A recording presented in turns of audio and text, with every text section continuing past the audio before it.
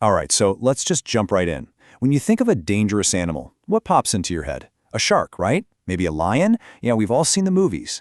But what if I told you that almost everything we think we know about animal attacks is, well, it's just plain wrong. And knowing the truth isn't just some cool trivia. It could literally, and I mean literally, save your life. So, let's start off with a little quiz. Who do you think is the #1 killer on this list? Is it the ultimate predator of the deep? The king of the jungle? I'm willing to bet the answer is going to totally flip how you look at the animal kingdom. Okay, let's get the usual suspect out of the way first, the shark. Thanks to Hollywood, we see them as these relentless killing machines. But the real numbers, sharks are responsible for about 6 human deaths per year, globally. Just 6.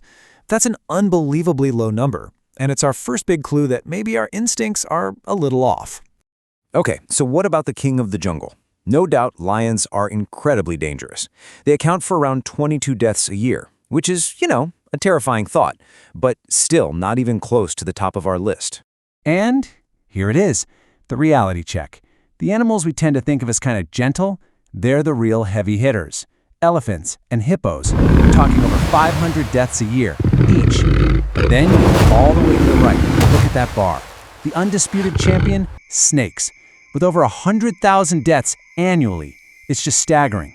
It's that deadly combination of potent venom, the fact they're so widespread, and a lack of immediate medical care in a lot of places. That number, it tells the whole story. So, how do you survive an encounter? Let's get into the rules. So our first rule, it's going to feel completely wrong. It's fight, don't flight. In some of these really high-stakes moments, your natural instinct to turn and run is the absolute worst thing you can do. It's all about breaking that predator-prey dynamic and showing them you are not going to be an easy meal. Okay, so if you come face to face with a lion, it's a battle of wills. You have to do everything that feels unnatural. Stare it right in the eyes. Do not look away. Never, ever, ever turn your back on it. You got to make yourself look huge. Open your jacket, raise your arms, and yell at it in a loud, confident voice. This behavior is just so different from what prey does that it can actually confuse the lion and make it decide you're just not worth the effort. And what about sharks? I know, the numbers are low. But what if you're that unlucky one? The worst thing you can possibly do is panic and start splashing around. Because you know what that looks like? A seal. You look like lunch. Instead, you have to move slowly, deliberately. And if it does attack, you fight back. You have to go for the most sensitive spots you can find. The eyes and the gills. You've got to show it that you are a threat, not a meal. Now the playbook for crocodiles and alligators completely changes depending on where you are.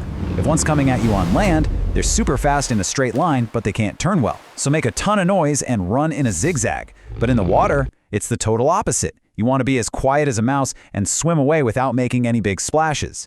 And if you're already in its jaws, well, it's just like the shark. Go for the eyes, go for the throat. And this right here, this is probably the most important lesson of the whole thing. There is no one-size-fits-all rule. Look at this.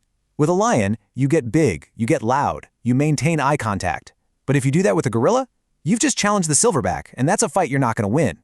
With a gorilla, you do the complete opposite. You make yourself small, you stay quiet, maybe even whisper, and you avoid eye contact at all costs. You're showing submission. One set of actions means survival, the other means certain disaster. Okay, on to our second big rule, the strategic retreat. Yeah, sometimes getting away is the right move, but it's not a mindless panic. It's about using your brain to outsmart something that's way bigger, stronger, and faster than you are. Let's take 2 of the biggest land animals on the planet. A rhino can charge at nearly 40 miles per hour, but it has terrible eyesight. The key is to put something big and solid, like a tree, between you and it. It just can't maneuver that well. Elephants, on the other hand, are highly intelligent. You still want a barrier, but you also have to read their body language. If that trunk curls up and its ears are pulled back, a charge is coming. It's time to move. And hey, remember the hippo from our deadliest list? Don't let that bulky shape fool you. They can run over 18 miles per hour. Trust me, you are not going to outrun a hippo on flat ground. Your only escape route is up. You gotta climb a tree, scramble up a big rock, get up a steep hill where it can't follow you, and then you just wait. Even tiny animals need a smart retreat. For instance, bees are attracted to dark colors, so what you're wearing really matters. If a swarm starts coming after you, don't swat at them. That just agitates them more. Your goal is to find a dark shelter, a building, a car, anything. That sudden change from light to dark confuses the swarm, and they'll usually just lose your trail. And now, for our third and final set of rules. This is where things get a little weird. These are the tactics that sound absolutely crazy, but they are based on the very specific psychology of each animal, and believe it or not, they actually work. So, picture it. You're in Australia, you've wandered into a big kangaroo's territory. He's up on his hind legs, puffing his chest out, looking at you like you owe him money. What do? The answer is probably the last thing on earth you would ever think of. Yes, you heard me. A short, quiet cough. I'm not kidding. To a kangaroo, that little sound is a signal that you're sick or weak. It basically tells the animal you're not a threat worth fighting, and most of the time it'll just leave you alone. After you cough, you just slowly back away. How wild is that?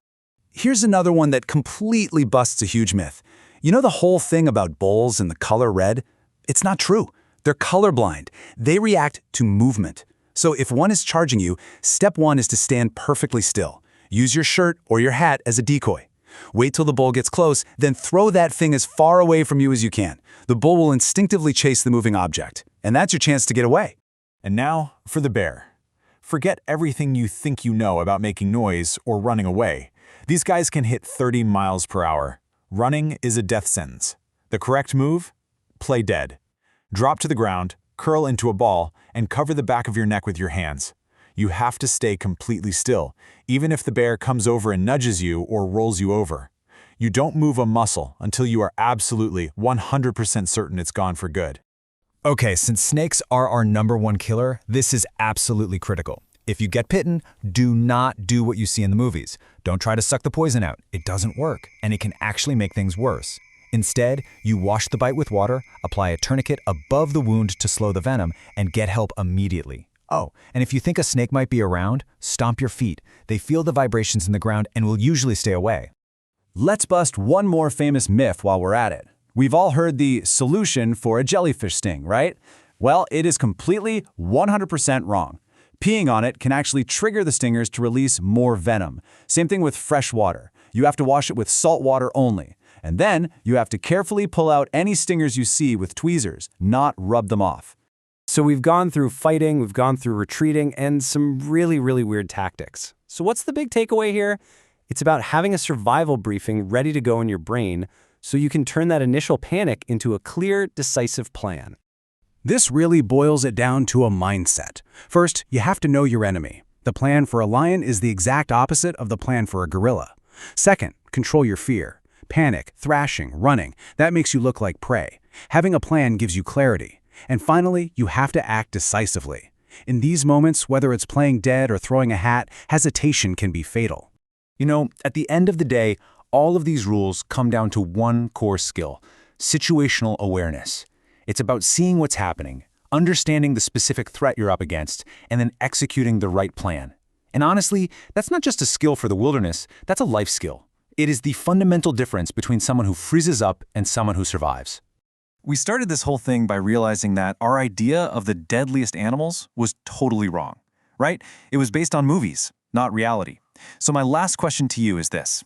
If we can be that wrong about something so basic, what other dangers or risks or maybe even opportunities are we completely misjudging in our own lives, just because we've never really stopped to question the story everyone tells?